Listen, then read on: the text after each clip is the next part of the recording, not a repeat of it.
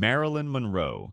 On the night of August 4th, 1962, the most famous woman on the planet was found dead in her bedroom, pill bottles scattered around her. The investigation lasted less than 24 hours. For the most famous woman in the world, that was it. The ruling came back as probable suicide by barbiturate overdose. Not certain, probable. What nobody talked about was what happened earlier that same day. She had made 2 phone calls, one to the President of the United States, one to the Attorney General. After her death, her phone records vanished. Her personal diary was never found. Both governments stayed silent. 6 decades later, we are still operating on the word probable.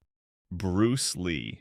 He could do push-ups on one finger. His punches moved faster than cameras could film. In 1973, most people considered him the most physically capable human being alive. On July 20th, he complained of a headache at a friend's apartment in Hong Kong. He was handed a common painkiller called Equagesic. He lay down to rest. He never woke up. The official cause was cerebral edema. His brain had swelled from a single tablet. Doctors could not explain why. He was 32 years old. Then, exactly 20 years later, his son Brandon died on a film set in North Carolina, shot by a prop gun with a live round lodged inside the barrel. 2 generations, same family. No real answers for either of them. Elvis Presley.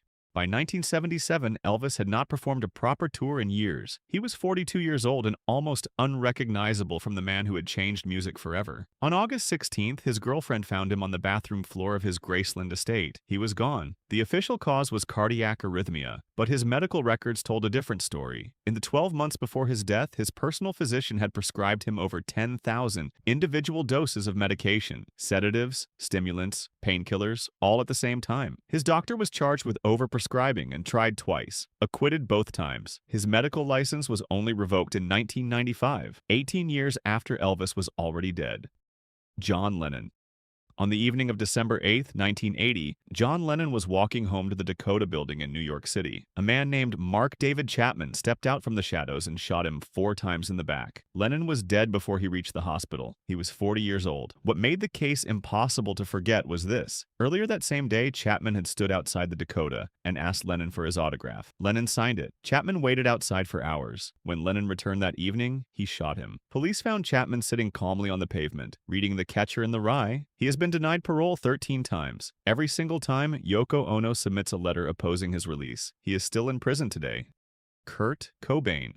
On April 8, 1994, a body was found in the greenhouse above the garage at a house in Seattle. It was Kurt Cobain, gunshot wound to the head. He was 27 years old. That made him the most famous member of what people now call the 27 Club. Jimi Hendrix, Janis Joplin, Jim Morrison, Brian Jones, Amy Winehouse, all gone at 27. The ruling was suicide and the investigation moved fast. But a private investigator named Tom Grant, originally hired by Courtney Love herself, spent the next 30 years publicly challenging that conclusion. He pointed to the concentration of heroin found in Cobain's system. So high, he argued, that Cobain may not have been physically capable of what he was ruled to have done. The case was never reopened.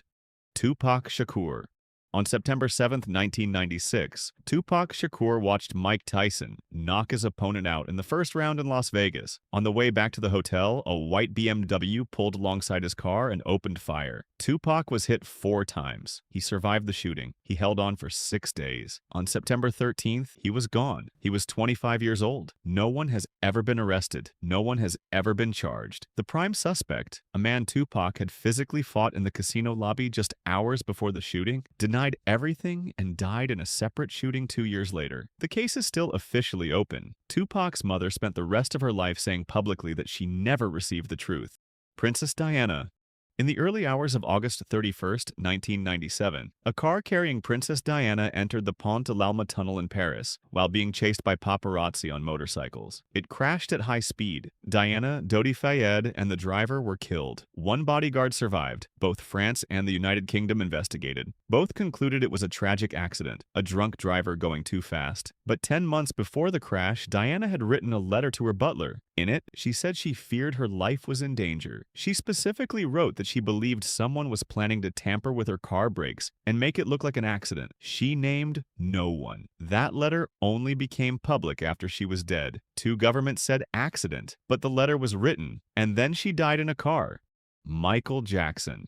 On June 25, 2009, Michael Jackson called his personal physician, Dr. Conrad Murray, and told him he could not sleep. This had become a nightly routine. For weeks, Murray had been coming to Jackson's rented mansion in Holmby Hills and administering propofol to put him to sleep. Propofol is a surgical anesthetic, the kind hospitals use before cutting someone open. It requires monitoring equipment, trained staff, and emergency protocols. Murray was delivering it in a bedroom, alone, with none of that. On this particular night, after administering the drug, he left the room to make phone calls. When he returned, Jackson was not breathing. He was 50 years old. 2 weeks from his comeback tour, the coroner ruled it homicide. Murray served less than 2 years. Jackson died owing $500 million.